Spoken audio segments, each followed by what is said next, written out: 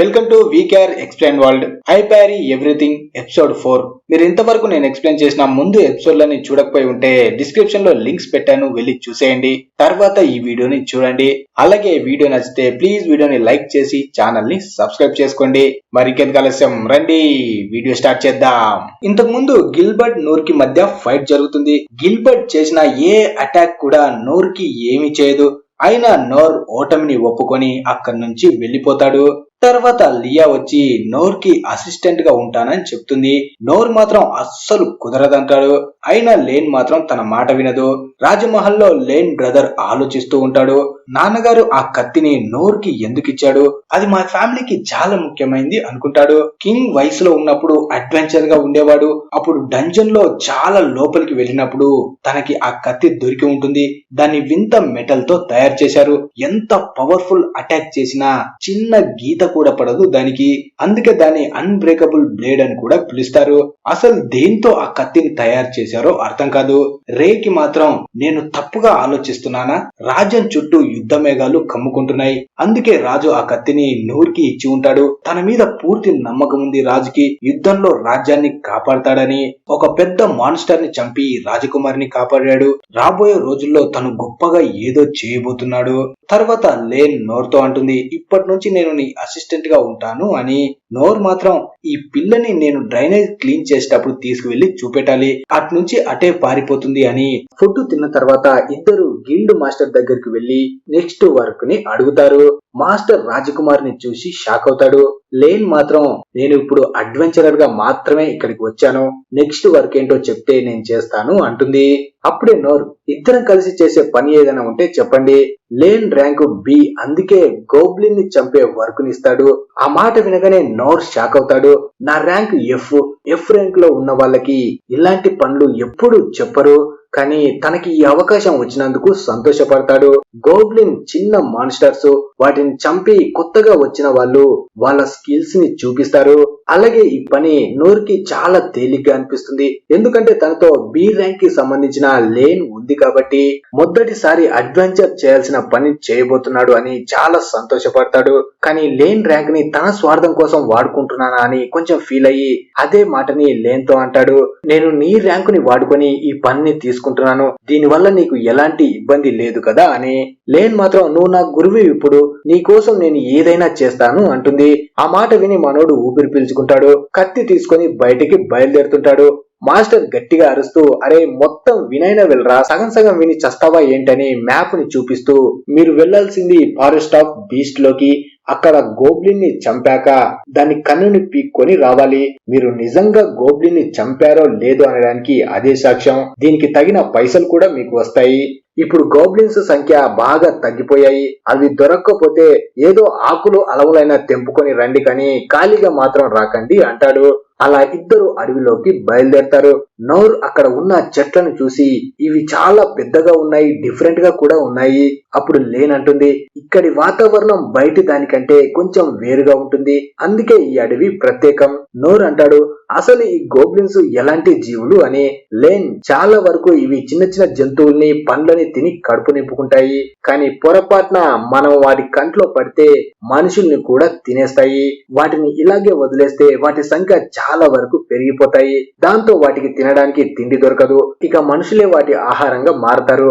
అందుకే ముందుగా అడ్వెంచర్స్ గోబ్లిన్స్ ని చంపుతుంటారు. అలా అయితే వాటి సంఖ్య పెరగకుండా ఉంటుంది. మొత్తంగా వాటిని నాశనం చేయడం కూడా తప్పే, అడవి బ్యాలెన్స్ తప్పుతుంది. కొత్తగా గిల్లులకు వచ్చిన వాళ్ళు ఈ అడవిని ట్రైనింగ్ గ్రౌండ్ లా వాడుకుంటారు. వాటిని వేటాడడం వల్ల వాళ్ళ స్కిల్స్ ని చూపించడమే కాదు, పైసలు కూడా గట్టిగానే వస్తాయి. వాటి వల్ల పెద్ద ప్రమాదం కూడా ఉండదు. ఇదంతా విని నోర్, పాప దగ్గర స్కిల్స్ మాత్రమే కాదు మస్తు తెలివి కూడా ఉంది, అసలు ఈ పిల్లకి నేనేం నేర్పిస్తాను అనుకుంటాడు.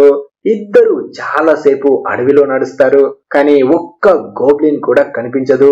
లేన్ తన స్కిల్ ని యూజ్ చేసి గోబ్లిన్ ని వెతుకుతుంది, కానీ దాని వల్ల కూడా ఉపయోగం ఉండదు. లేన్ అన్నట్టే వాటి సంఖ్య తగ్గిపోయి అంతరించిపోయావేమో, లేదంటే ఇప్పటి వరకు ఒక్క గోబ్లిన్ అయినా మనకు కనిపించాలి, ఇంకా లోపలికి వెళ్దామని ఇద్దరు లోపలికి వెళ్తారు. అప్పుడు లేన్ కి ఏదో మాన్స్టర్ ఉన్నట్టు అనిపిస్తుంది, కానీ అక్కడ వీళ్ళకి ఎలాంటి మాన్స్టర్ కనిపించదు. అంతలో ఇద్దరి ముందు గోబ్లిన్ డెడ్ బాడీ వచ్చి పడుతుంది. లేన్ తన దగ్గర ఉన్న అన్కవర్ మ్యాజిక్ ని వాడుతుంది. దాంతో వీళ్ళ ముందు ఒక పెద్ద గోబ్లిన్ కనిపిస్తుంది. నోర్ అనుకుంటాడు, ఇది గోబ్లినా, నేను అవి చిన్నగా ఉంటాయి అనుకున్నాను, ఇదేంటి ఇంత పెద్దగా ఉంది అని. కొత్తగా వచ్చిన వాళ్ళు ఇంత పెద్ద మాన్స్టర్స్ తో ఎలా ఫైట్ చేస్తారు అనుకుంటాడు. లేన్ కూడా దాన్ని చూసి భయపడ్డం నోర్ గమనిస్తాడు. లేన్ దగ్గర చాలా స్కిల్స్ ఉన్నాయి, కానీ ఎప్పుడు ఇంత పెద్ద మాన్స్టర్ తో ఫైట్ చేసిందే లేదు. ఇక తనకి ధైర్యం చెప్పడం కోసం నోర్ అంటాడు, ఇది చూడ్డానికి ఎంత భయంకరంగా ఉన్నా ఇది ఒక గోబ్లిన్, దీన్ని మనం ఎలాగైనా ఓడించగలం. నూర్ మాటలు విని లేన్ కి కూడా ధైర్యం వస్తుంది. అలాగే లేన్ కి బాగా తెలుసు, ఇది మామూలు గోబ్లిన్ కాదు, మొత్తం గోబ్లిన్స్ కే లీడర్. ఇవి చాలా తెలివిగా ఉంటాయి. వీటిని జెనెటిక్ మ్యూటేషన్ ద్వారా మనుషులే సృష్టిస్తారు, కానీ రీసెర్చ్ ని ఆపేస్తారు. ఇప్పుడు ఈ గోబ్లిన్స్ తెగ వాటి తెగకి చెందిన గోబ్లిన్స్ ని తింటాయి. దాని వల్ల వీటి సైజు ఇంకా శక్తులు పెరుగుతాయి. నోర్ మాత్రం అయితే ఏంటి, ఈ రోజు మన చేతిలో ఇది సావాల్సిందే అంటాడు. లేన్ అనుకుంటుంది, నూర్ కి ముందే తెలుసు తనకి గోబ్లిన్ లీడరు కనిపిస్తుందని, అందుకే అంత హుషారుగా ఉన్నాడు అని. లేన్ కూడా పోరాడడానికి రెడీ అవుతుంది. గోబ్లిన్ 2 చెట్లను విరిచి వాటిని నూర్ పైకి అటాక్ చేస్తుంది, కానీ నూర్ దాని అటాక్ ని తన కత్తితో ప్యారీ చేస్తాడు. లేన్ కూడా తన పవర్స్ తో దానిపై అటాక్ చేస్తుంది, దానికి మాత్రం ఏమీ అవ్వదు. లేన్ పైకి కూడా ఒక చెట్టుని తీసి విసురుతుంది, అప్పుడే అడ్డుగా నోర్ వచ్చి ప్యారీ చేస్తాడు. ఇక నాన్ స్టాప్ గా గోబ్లిన్ చెట్లను తీసి నోర్ పైకి విసురుతుంది, వాటినన్నిటిని మనోడు ప్యారీ చేస్తాడు. అలా చేస్తూ మనోడు అలసిపోతాడు కూడా. గోబ్లిన్ మాత్రం అలుపే లేకుండా పోరాడుతుంది. అప్పుడే లేన్ దాని తల మీద ఉన్న స్టోన్ ని చూసి నోర్ తో అంటుంది, మనం దీన్ని ఓడించాలి అంటే దాని తల మీద ఉన్న స్టోన్ ని తీసేయాలి. గోబ్లిన్ ఒకేసారి చాలా చెట్లను పైకి విసురుతుంది. నోర్ ఒకేసారి వాటన్నిటిని ప్యారీ చేయలేకపోతాడు. అప్పుడే లేన్ తన విండ్ బ్లాస్ట్ ను వాడి ఆ చెట్లని దూరంగా విసిరేస్తుంది. ఒక చెట్టు గోబ్లిన్ కి వెళ్లి తగులుతుంది, కానీ దానికి ఉన్న స్టోన్ కారణంగా వెంటనే గాయం కూడా నయమవుతుంది. ఇక్కడ వీళ్ళు మాత్రం అలసిపోతారు. ఇలా అయితే మనం దాని చేతిలో సస్తామని నోర్ లేన్ తో అంటాడు, నీ విండ్ బ్లాస్ట్ ని వాడి నన్ను దాని పైకి విసిరేయి. లేన్ మాత్రం ఆ అటాక్ చాలా పవర్ఫుల్, పెద్ద పెద్ద రాజమహల్ గోడలు కూడా బద్దలవుతాయి, నువ్వు తట్టుకోలేవు. కానీ నోర్ కత్తిని వెనక నుంచి పెట్టుకుని ఇప్పుడు అటాక్ చేయి, డైరెక్ట్ గా దాని మీద వెళ్లి నేను పడాలి అంటాడు. అలా లేన్ విండ్ బ్లాస్ట్ టెక్నిక్ ని వాడగానే నోర్ చాలా వేగంగా ఆ గోబ్లిన్ పైకి వెళ్లి దాని తలపై అటాక్ చేస్తాడు. దాంతో ఆ స్టోన్ దాని తల నుంచి వేరవుతుంది. గోబ్లిన్ నొప్పితో గట్టి గట్టిగా అరుస్తూ ఉంటుంది. నోర్ లేన్ తో, నువ్వు దీన్ని తొందరగా చంపేయి, ఎక్కువ నొప్పి కలగకుండా చేస్తుంది అంటాడు.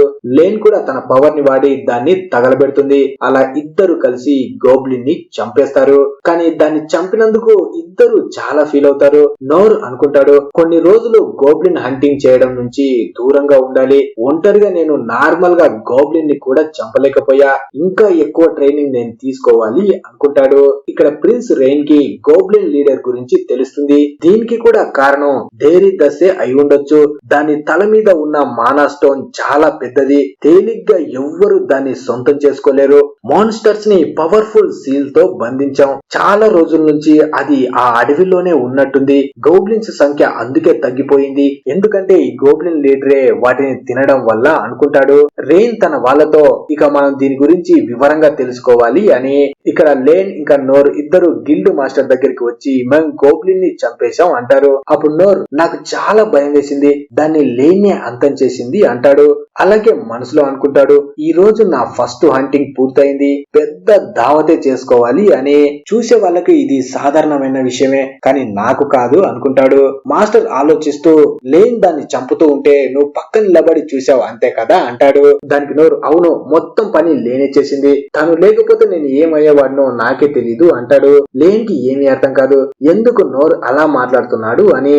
అప్పుడు మాస్టర్, సర్లే, నీకు ఏదైనా నేర్చుకోవడానికి దొరికింది కదా, చూస్తే ఏంటి చంపితే ఏంటి అనుకుంటాడు. అప్పుడు నోరు, అవును, మీరు చెప్పింది కరెక్ట్, నాకు ఇంతవరకు తెలీదు గోబ్లిన్స్ ఇంత పెద్దగా ఉంటాయని, దాని తలపై అంత పెద్ద రెడ్ స్టోన్ కూడా ఉంటుందని అంటాడు.